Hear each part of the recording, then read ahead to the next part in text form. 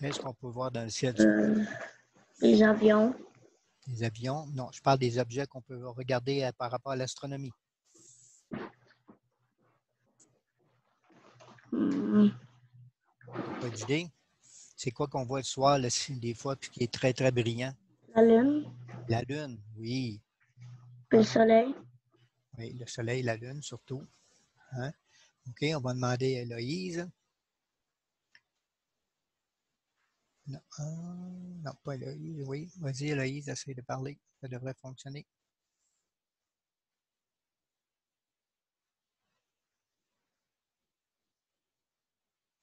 Active ton micro. On peut voir des étoiles. Des étoiles, oui, tu as raison. On peut voir des étoiles. Hein? Bravo. Maintenant, on va voir avec Virginie.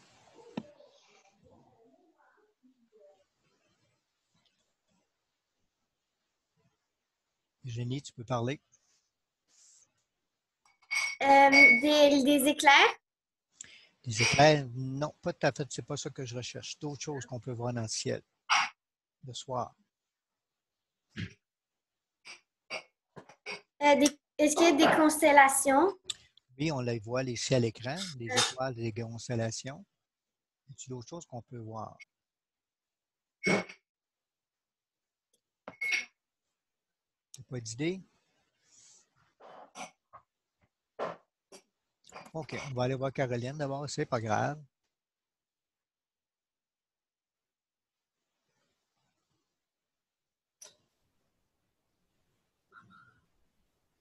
Caroline, tu as une réponse? Oui. Oui, c'est quoi qu'on peut voir dans le ciel? Constellation. Oui, on a déjà à l'écran. Mars. On a la Lune et les constellations à l'écran. C'est quoi qu'on peut voir d'autre? Des quoi? Mars. Mars, c'est quoi Mars? La planète. C'est des planètes, exact. On peut voir des planètes. Comme ça. OK. D'autres choses qu'on peut voir? Le ciel. Le ciel, oui, on le voit toujours, là, mais c'est pas ça que je cherche. D'autres choses. OK, on va aller voir Virginie de bord. Merci. La voie. Des étoiles filantes. Les étoiles filantes, oui, exact.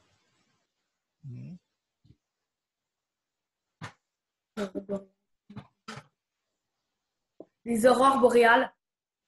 Les aurores boréales, oui, c'est vrai. Aussi. On peut voir beaucoup de choses. Hein? On va accélérer un petit peu pour ne pas perdre trop de temps. Mais il y a beaucoup d'objets qu'on peut voir, entre autres. Il y a des satellites artificiels, comme la station spatiale. On peut voir ce qui est le plus intéressant, la Voie lactée, qu'on est d'un endroit très, très noir. On peut voir des comètes. Et on peut voir des galaxies, entre autres, des objets dans le ciel. Hein, c'est un peu tout ce qu'on peut voir. C'est ce qu'on va un peu regarder aujourd'hui. Maintenant, si je passe à l'autre fois. Les étoiles, on parle d'étoiles. Combien d'étoiles sont visibles par une nuit bien noire, sans lune et sans nuages, pensez-vous? On lève la main puis je vais vous donner la parole. Une nuit là, à la campagne, qu'il n'y a pas de pollution lumineuse, qu'il n'y a pas de nuages, ni d'étoiles. Combien d'étoiles vous pouvez qu'on peut voir? Héloïse a une réponse. Vas-y, Héloïse. Combien? On peut voir des centaines d'étoiles. Des centaines d'étoiles, oui, mais c'est plus que ça encore. Tu essayes une autre réponse? Non? On va aller voir Samuel voir.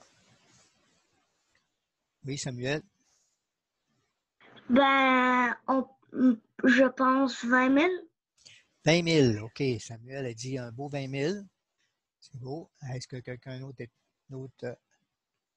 on va aller voir Gabriel. Gabriel, as-tu une autre réponse?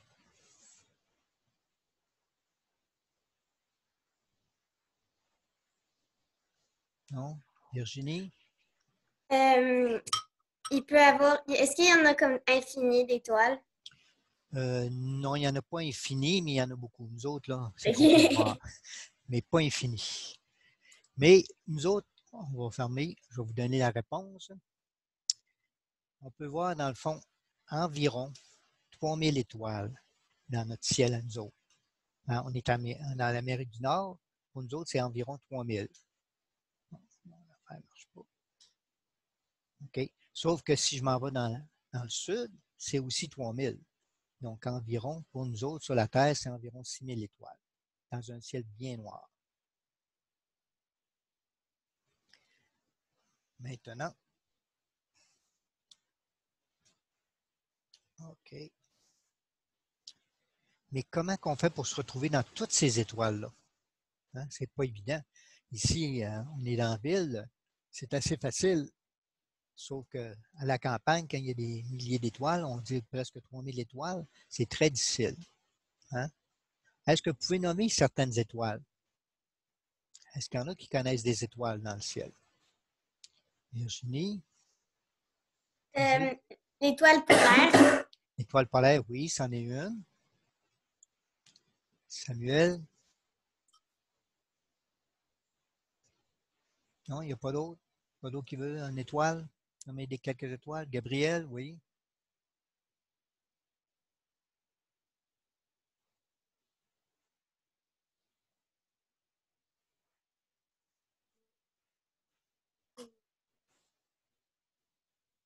Oui. Une réponse? Quelle étoile? Est-ce que ça peut être des planètes aussi? Non, je cherche des étoiles. Là. Le nom des étoiles. On a dit une étoile polaire, oui. Il y a d'autres étoiles. Virus. C'est quoi? Virus. Sirius. Urus? Virus.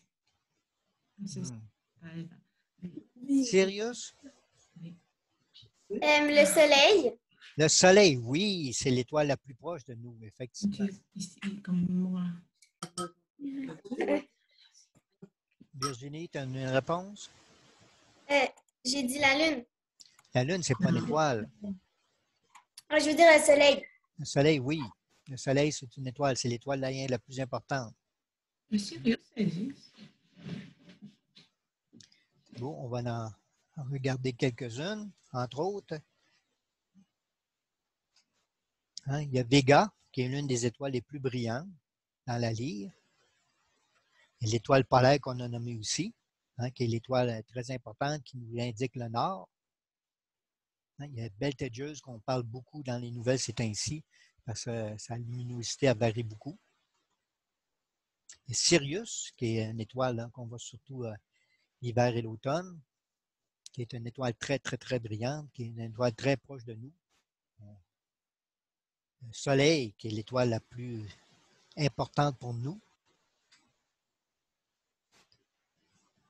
Maintenant, nos lointains ancêtres ont décidé de faire un peu d'ordre dans ces étoiles-là. Ils ont relié les étoiles ensemble, entre autres les plus brillants, pour former des dessins. Comme ici, on voit le Centaure qui est dans l'hémisphère sud. On ne peut pas le voir, cette constellation-là. C'est quand même, des fois, il faut beaucoup d'imagination. Les constellations de l'hémisphère nord, donc chez nous, ont été inventées il y a des milliers d'années en Mésopotamie. Aujourd'hui, ça s'appelle l'Irak. Il y a le chien, entre autres le dragon, hein, Hercule, qui est des constellations que nous autres, on peut voir. Mais souvent, les constellations ressemblent pas tellement à ce qu'on pense qu'ils représentent. Ici, j'en ai deux constellations. Celle de gauche, qui est ici, et celle de droite. Est-ce qu'il y en a qui connaissent ces deux constellations-là? Soit celle à gauche ou celle à droite. Est-ce qu'il y en a qui connaissent le nom de ces constellations-là? Pas de réponse? OK, c'est pas grave. Ah, Virginie veut s'essayer. Vas-y, Virginie. La grande ours. Non, ce n'est pas la grande ours. Non, pas non. C'est pas grave. Y en a quelqu'un qui veut tenter une autre réponse? Celle-là de gauche, qu'on la voit surtout l'hiver, qui est très, très populaire, qui a un amas ici qu'on voit qui est extrêmement brillant, qui est un des plus populaires. Pas un amas, c'est-à-dire une nébuleuse. OK, il y a celle-là qui est Orion. le chasseur. Vous voyez, ça ne ressemble pas beaucoup vraiment à ça, sauf les trois étoiles ici qui forment la ceinture d'Orion qu'on appelle. Et celle-là, c'est vraiment spécial. C'est le lion. Ça ne ressemble pas beaucoup à un lion, hein? C'est vraiment, des fois, il faut avoir beaucoup d'imagination pour voir les objets là, qui ont été représentés par nos ancêtres. Quelle constellation connaissez-vous? Est-ce que vous pouvez me nommer des constellations? Virginie? La grande ours, la petite ours. Oui, la grande ours, la petite ours. Excellent. Oui, Eva? Oui, tu peux parler? Sagittarius. Sagittarius? Sagittarius, oui, c'en est une. Un autre? Gabriel?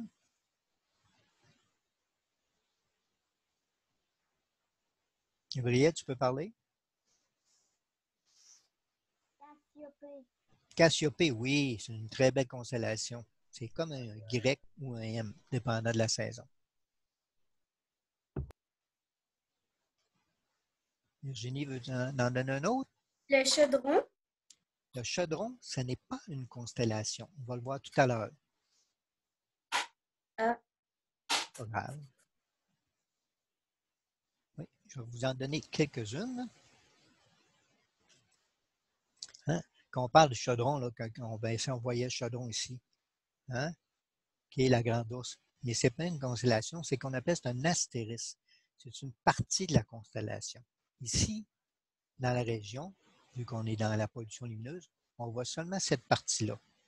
Mais la vraie constellation est beaucoup plus grande. Regardez, toute sa partie-là qu'on ne voit pas, qui est la grande ours. Hein? Effectivement, souvent on l'appelle le chaudron. Mais ce n'est pas la constellation, c'est une partie de la constellation. Regardez, ça fait une belle grande ours, hein? Mais, dans le fond, c'est pas tout le monde qui voit la même chose dans la grande ours, entre autres dans le chaudron qu'on appelle. Les Chinois, eux autres, ils voient des mages, là, dans le fond, qui viennent rencontrer un grand prêtre qui est assis sur une espèce de trône. Il y a d'autres personnes que je ne me souviens plus, là, c'était pas les Chinois, c'était, je pense, les Espagnols, là, je ne m'en souviens plus, qui voyaient, dans le fond, un chariot tiré par un cheval. Et les Français, les Européens, ils voient une louche, une grande cuillère, dans le fond. C'est pas tout le monde qui voit la même chose. Mais pour nous autres, c'est un chaudron. Maintenant, on va parler de la Lune. Hein? La Lune, elle est 4 fois plus petite que la Terre. Hein? D'ailleurs, c'est une des conditions qui est très, très bien par rapport qui nous donne des éclipses. Hein? Si je prends la Lune, comparé avec la Terre, je pourrais mettre 4 fois la Terre. Hein? 4 fois plus petite. Elle est environ à 385 km de la Terre. Hein? Elle varie un petit peu parce que c'est pas, dans le fond, la Terre n'est pas toujours, puis la Lune ne sont pas tout à fait à la même place, mais en moyenne, c'est 385 000 km de la Terre. 395 000 km, c'est quand même une bonne distance. Hein? Si je m'en vais en automobile, je pars de la Terre, puis je pourrais aller à la Lune, ça va me prendre 160 jours sur une autoroute à 100 km/h. Quand même une bonne distance, mais c'est tout à côté quand même. Elle tourne autour de la Terre, hein, à environ 29,5 jours. On voit ici toutes les phases de la Lune. Donc, on voit là, on voit la pleine Lune. Et quand la Lune est complètement effacée, c'est la nouvelle Lune. Maintenant, je peux vous montrer un petit peu une petite animation qui vous montre un peu c'est quoi qui se passe. Si je parle d'animation, on voit ici la Lune. Là. On voit que la Lune se déplace autour de la Terre. Et on voit ici qu'elle va faire un angle de 45 degrés, 90 degrés, c'est-à-dire. Hein, c'est un quartier de Lune. le premier quartier. Si je m'en viens à 180 degrés environ, hein, c'est la pleine lune. Notre soleil est là, qui éclaire complètement la face de la lune. Donc, nous autres, on voit une pleine lune. Si on s'en vient comme ça, c'est l'autre quartier. Et si on revient ici, que le soleil frappe la lune, donc tout ce qu'on voit, c'est la partie l'autre de la Terre, on voit la partie obscure, c'est la nouvelle lune. On va continuer.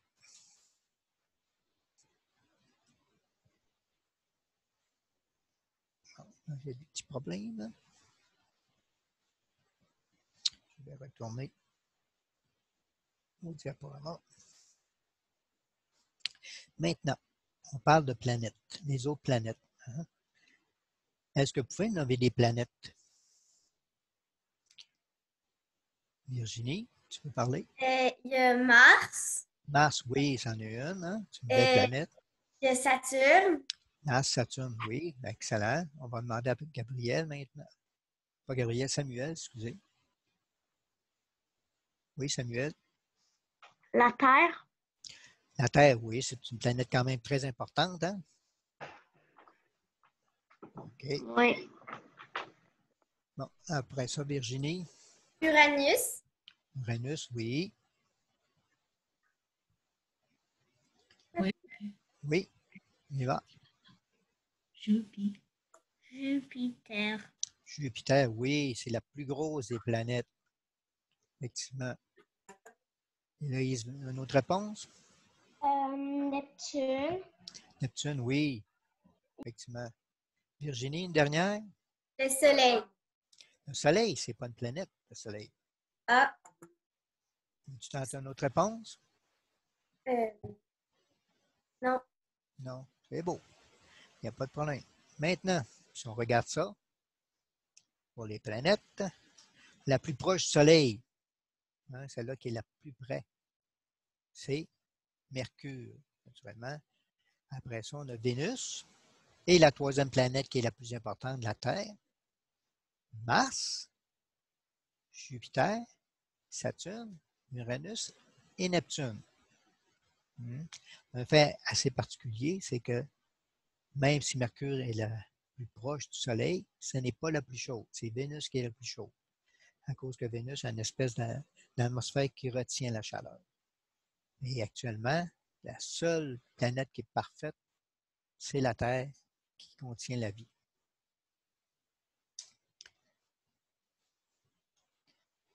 Maintenant, les objets du ciel profond.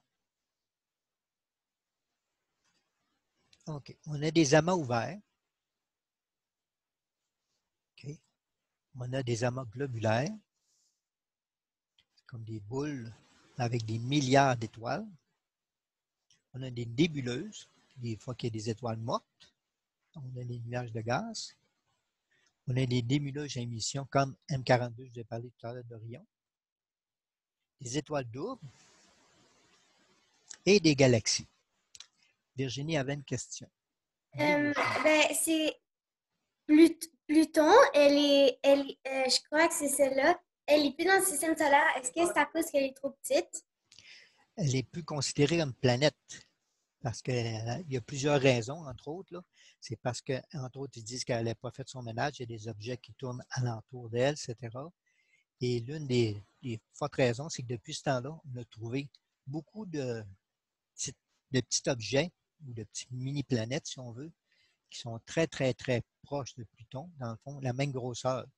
Donc, si on voudrait, dans le fond, Pluton, qui serait considéré comme planète, on serait obligé de rajouter plusieurs planètes. C'est un peu, entre autres, une des raisons pourquoi.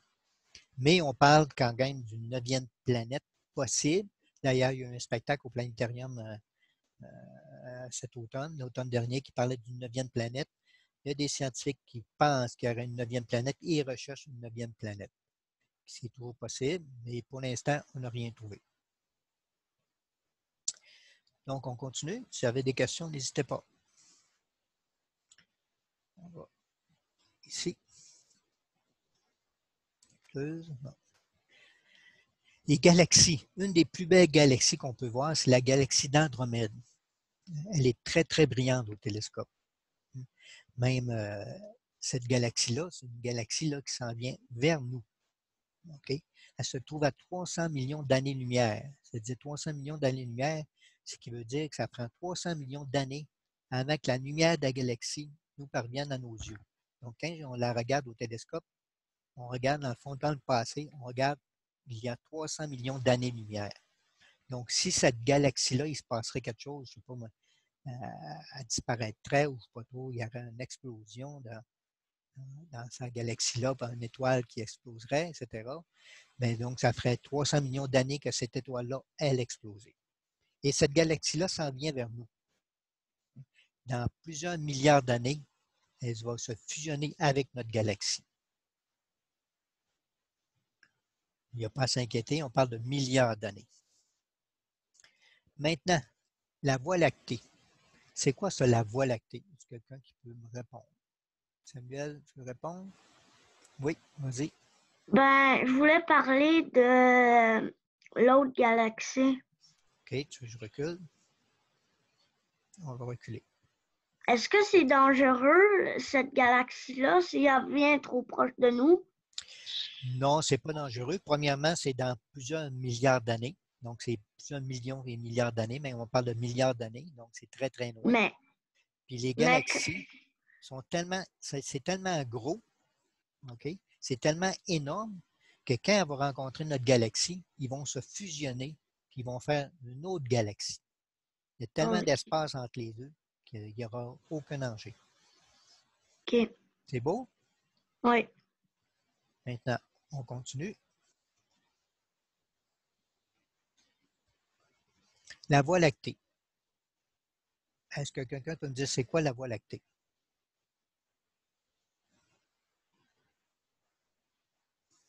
Personne? On voit ici l'image, on voit la Voie lactée.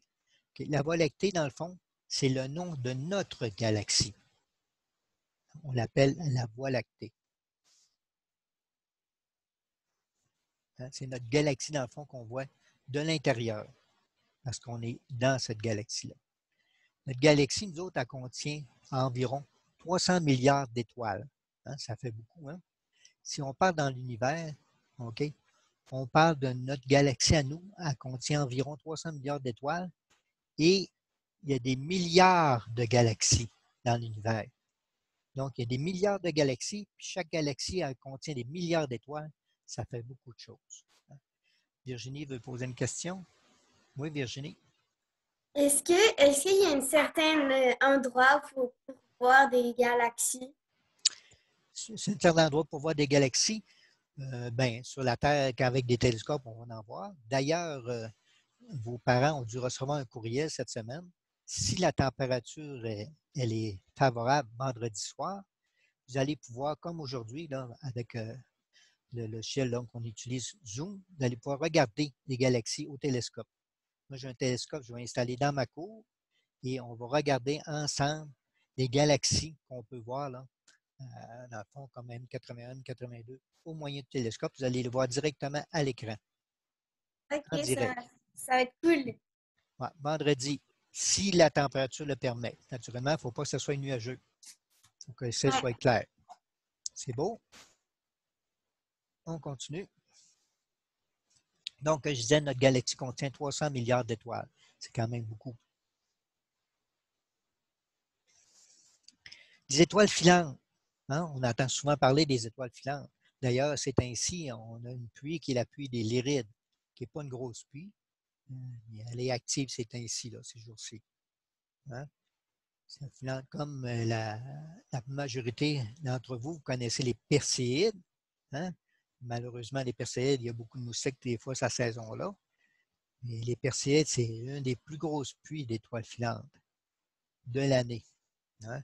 Les Perséides, dans le fond, c'est toujours à l'entour du 11 ou 12 août dans l'été. Et si on va dans un endroit que le ciel est très noir, on voit beaucoup d'étoiles filantes, en particulier s'il n'y a pas de lune. Hein? Il y a beaucoup d'autres étoiles filantes, de pluies d'étoiles filantes qui est des Orionides. Dans le fond, les Perséides, les Léonides, il y en a beaucoup. Mais en gros, les étoiles filantes, dans le fond, c'est des nuages, dans le fond. La Terre a fait le tour, hein, autour du Soleil. Et disons qu'il y a une comète qui a passé à tel endroit, et elle a laissé des poussières, cette comète-là.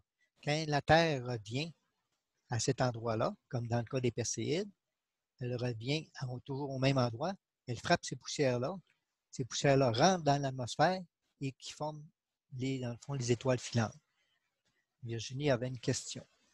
Oui, Virginie. Est-ce qu'à un moment donné, dans le moment où il y avait plein d'étoiles filantes, est-ce qu'il y a eu des météorites qui sont allés sur la Terre? Oui, c'est sûr. Il y a des météorites. Il y a plusieurs météorites qui tombent sur la Terre par année.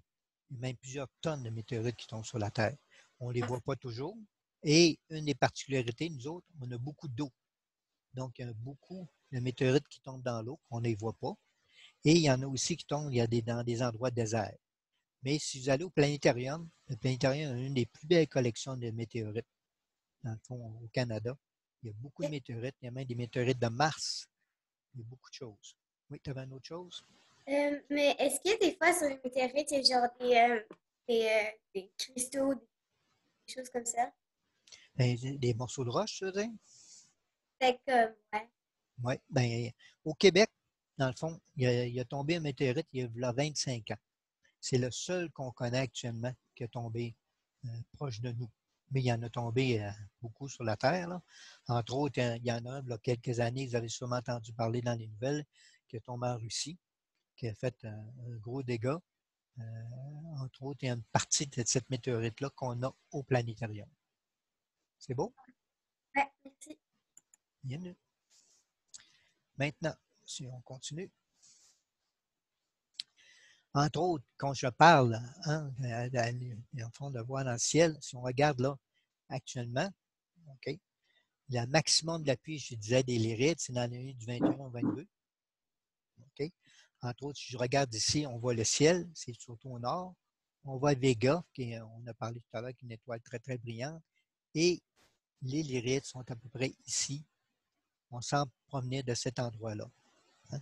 Dans le fond, le maximum de pluie d'étoiles filantes va être le 22, dans la nuit du 21 au 22.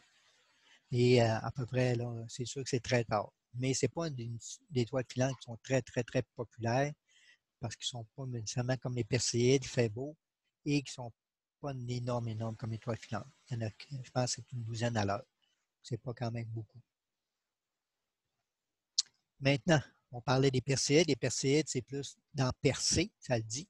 Tout à l'heure, on a parlé de Cassiopée. On la voit ici, Cassiopée. OK? Donc, les Perséides, là, c'est à peu près dans cet endroit-là. De toute façon, sur le site web de la SAPEM, vous avez toute l'information pour les puits d'étoiles filantes.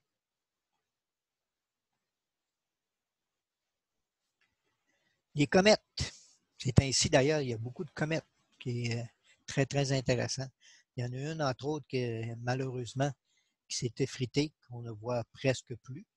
Mais les comètes, dans le fond, c'est quand même des choses intéressantes. Nous autres, on n'est pas chanceux en Amérique du Nord parce qu'on n'a pas eu de belles comètes. Dans l'hémisphère sud, ils ont eu beaucoup de belles comètes. Comète, dans le fond, c'est une grosse boule de glace et de roche qui s'approche de nous autres. Et quand elle s'approche du Soleil, dans le fond, le Soleil la réchauffe et elle perd de la matière. Et c'est ce qu'on voit là qui est éjecté. Virginie a une question. Est-ce que c'est dangereux si ça... Une comète, non, c'est pas dangereux. Ça peut faire des très beaux spectacles. Là. Sur l'hémisphère sud, il y a eu des très beaux spectacles de comètes. Ici, on a eu une là, plusieurs années qu'on a vu quelques jours seulement. Mais dans le ciel, on va essayer, vendredi, on va essayer d'aller voir la comète là, qui est en train de s'effriter, mais on ne verrait pas grand-chose. On ne verra pas une belle image comme ça. On va voir un petit point là, sur l'image. C'est tout. Samuel avait une question. Est-ce que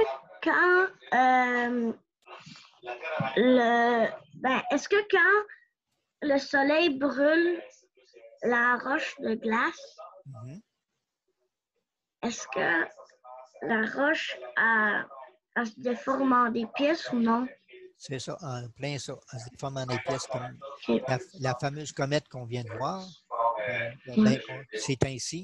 Le soleil l'a réchauffée et elle s'est séparée en 5 morceaux. OK. OK? Maintenant, si on continue, regardez, je parlais de la comète justement, j'ai mis une photo. C'est la comète qui s'est séparée en plusieurs morceaux. C'est une photo que j'ai prise cette semaine, là, la semaine dernière, le 16 avril dernier. On voit là, la petite tache de la comète. On voit que c'est quand même pas beaucoup. Hein, c'est pas des belles photos comme on a vu tout à l'heure. Oui, Samuel, ah, OK, c'était tantôt. OK, c'est beau. Maintenant, si on continue, il y a des satellites. Hein? Il y a un des satellites les plus fun qu'à voir, c'est la station spatiale. Hein? Souvent, on la voit passer. Souvent, si vous regardez sur le site de la page Facebook, entre autres, de la SAPEM, quand la station spatiale passe proche de nous et à des heures quand même intéressantes, on le publie sur la page Facebook. Disons, la station spatiale, ce soir, elle va passer dans le ciel à tel endroit, de telle heure à telle heure. Et on voit comme une étoile très, très brillante qui passe très vite dans le ciel. Ça prend environ 6 minutes de traverser le ciel. Maintenant, à voir dans le ciel. Hein? C'est ainsi, il y a beaucoup de choses à voir dans le ciel. Il y a une chose intéressante, c'est qu'on voit très bien Vénus. Si vous regardez au coucher du soleil, bon, entre autres le 25 avril, qui est très bientôt, vous allez avoir un faible croissant lunaire, environ à 8h30. Hein? Le soleil vient à peu près de se coucher. Vous allez avoir un faible croissant lunaire et en haut, une étoile très, très brillante. Ce n'est pas une étoile, c'est Vénus, la planète Vénus. Et vous pourrez la voir dans quelques semaines, toujours au coucher du soleil. Vous allez vers l'ouest. Aussitôt que le soleil est couché, vous allez voir un objet très, très brillant dans le ciel. Des fois, c'est la seule chose qu'on voit. Et c'est la planète Vénus. C'est très intéressant à voir. Elle est extrêmement brillante. Oui, Virginie, tu avais une question? Est-ce que c'est la plus brillante des planètes? Non. Vénus, oui, c'est la plus brillante des planètes. Elle est très, très brillante. Ok. Souvent, on a des messages là, sur le site, sur la page Facebook ou sur le courriel, puis les gens pensent que c'est presque un phare d'avion tellement c'est brillant. C'est très, très brillant. Par contre, ce qui va être intéressant, cet été, si vous avez la chance d'examiner le ciel, vous allez avoir des belles planètes dans le ciel. Entre autres, on va avoir encore Saturne et Jupiter dans le ciel cet été. Et cet automne, on va voir Mars qui va être très intéressant. Okay? Mais que la problématique du virus soit terminée, au planétarium, on va faire probablement des observations dans le fond des planètes là, avec des télescopes, ou on va aller dans les parcs, la ville, c'est pas encore décidé, là, ça dépend toujours de comment est-ce que le virus va arrêter de nous tanner, et on va faire des observations de ces belles planètes-là cet été. C'est beau? Maintenant, si je continue, hop, je reviens un peu trop vite. Comme j'ai dit, entre autres ce soir, bon, je ne sais pas si ce soir ça va être dégagé, puis regardez à peu près au coucher du soleil, vous allez voir la planète Vénus, là, elle est très, très, très, très brillante. Et actuellement, bon, cet été, ils vont être en bonne position, mais si vous voulez les voir, c'est ainsi, les planètes comme Mars, Saturne et Jupiter, il faut être très, très tôt le matin. Hein, à 4h15 le matin, si vous regardez au sud-est, vous allez voir aligner les 3 planètes Mars, Saturne et Jupiter. Jupiter est quand même très brillant, Saturne un peu moins, et Mars un peu rougeâtre. Mais ces planètes-là, cet été, ils vont être en bonne position. Ils ne seront pas à 4 heures du matin, dans le fond. Ils vont être dans la soirée. On va pouvoir les voir très bien. Maintenant, comme j'ai mentionné tout à l'heure, vendredi prochain, s'il fait beau, à partir de 21h15, on fait une session d'observation en direct dans le ciel avec ce type de télescope-là qu'on voit ici à droite. Et on peut voir des objets comme les galaxies, comme ici on voit là, que j'ai pris dernièrement, là, au mois de mars, la galaxie du cigare, hein, qui est M82. On voit très bien des couleurs, etc. C'est quand même très intéressant. Si naturellement, il fait beau. Bien, merci de votre attention. Est-ce que vous avez des questions? Rien qu'à lever la main si vous avez une question. Je peux attendre encore quelques minutes. Oui, une question. Allez, Oui, on va frapper la terre. oui, ta question.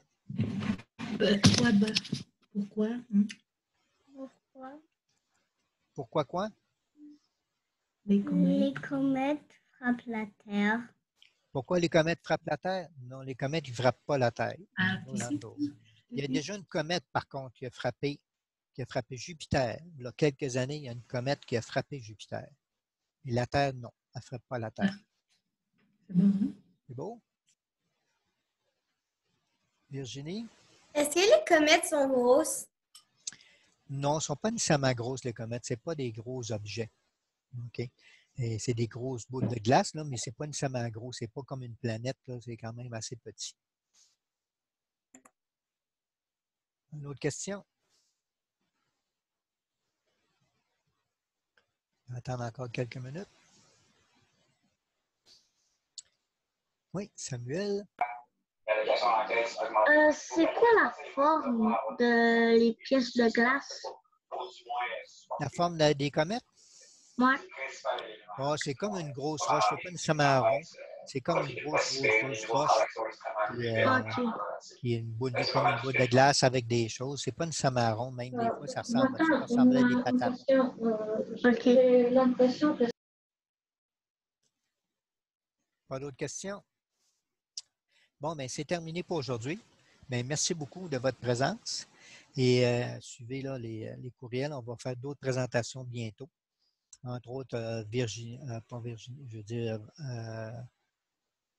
non, je n'y avais une petite question, non? OK.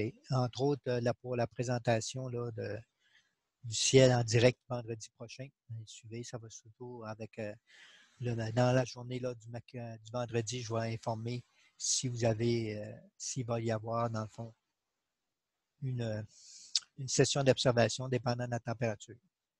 Bon, OK. Virginie avait une petite question. Oui. C'est juste parce que moi, c'est mon père qui m'a inscrit. Et c'est juste que la semaine prochaine, j'étais avec ma mère. Est-ce que j'ai quand même pouvoir l'écouter? Oui, il n'y a pas de problème. Comme Ok. là, ici, la présentation est enregistrée. Et cette semaine, aujourd'hui, j'ai envoyé un courriel pour dire que si vous voulez voir la présentation, vous pourrez regarder sur YouTube. Et vendredi ou la semaine prochaine, ça va être plus dans la soirée, la présentation. La semaine prochaine, il y en a un autre. Il va en avoir aussi au mois de mai. Bon, je vais parler du ciel de l'été. Je vais parler du ciel du printemps. C'est beau? Ouais. OK. Bon, ben, bonne journée à tous et à la prochaine.